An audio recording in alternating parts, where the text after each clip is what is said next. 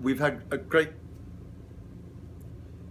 a really good time over the last 12, 13 years or so, getting alternatively excited, enraged, engaged, or whatever you like, with the idea of unplugged teaching, or Dogme. Now, it was called Dogme because Scott Thornbury was interested in the Scandinavian film movement, people like Lars von Trier, that was called the Dogme film movement, and that started up in Finland and Sweden and places like that, and they were fed up with films which had too many special effects, too much music, too much fancy editing, the kind of Star Wars generation of movies from that time. And they said that they should return to a kind of prelapsarian paradise where you had no special effects, no music, no special lighting, no fancy editing. Everything had to be filmed exactly as it was happening in natural light. And so they took this kind of vow of chastity of filmmaking. And they made 1 or 2 films, the best probably of which is a film called Festa. And interesting enough, about 3 years later, they started thinking, oh, actually we rather like using music and editing and special effects, and they went back to using music and editing and special effects, just like they always had done. However, Scott Thornbury, who's incredibly good at kind of finding things in the zeitgeist which he can use as metaphors for learning and teaching, latched onto this, and he wrote a very tongue-in-cheek 1-page article in something called the IATEFL Voices, I think it might have been called Issues in those days, just saying we should do the same with language teaching. We should take a vow of chastity. No technology, no tape recorders, no books, especially no books. These weird artifacts you bring from outside. And he had some theory on his side to back it up. All the theoreticians who talk about dialogic interaction as being the place where language learning takes place. When people talk to each other, that's where learning takes place. It's in that communication between people that people understand and they learn and they communicate and they work together. And he went further. He said, or rather, once he published this article, he thought people would say, yeah, okay, that's just Scott.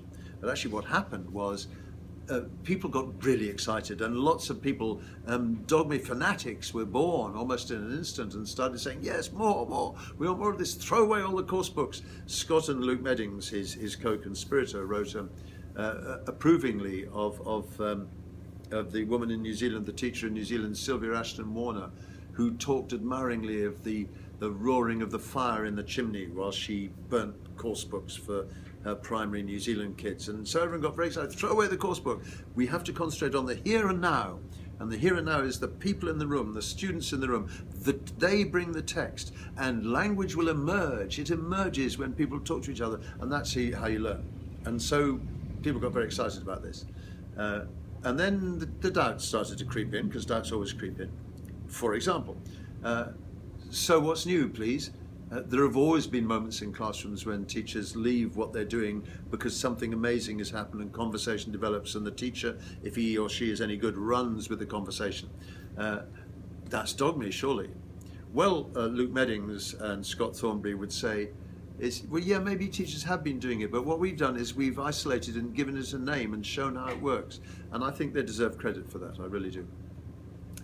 Then the doubts can be expressed about, it's certainly true that just because you teach the present perfect on Tuesday, it doesn't mean students are going to learn the present perfect on Tuesday.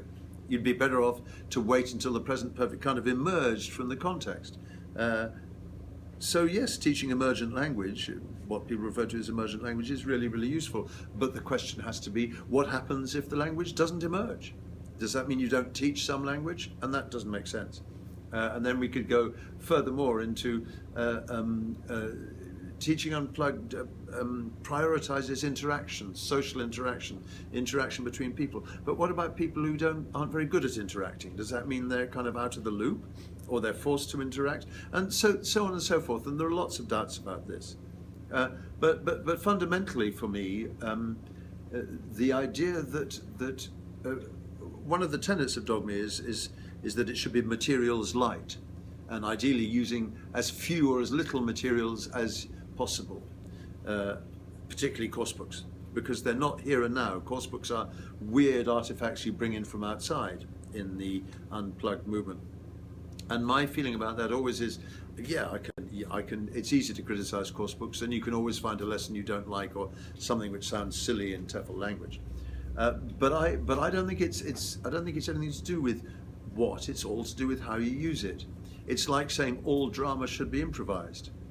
But for the last few hundred years, people have been acting Shakespeare again and again and again. And what have they been doing with Shakespeare? Reinterpreting it, interrogating the text all over again, doing new versions, thinking about how to do it differently, working with this not here and now artifact, which is a play by Shakespeare, and turning it into the here and now by deciding how to do it. And I think course books, for example, are like that.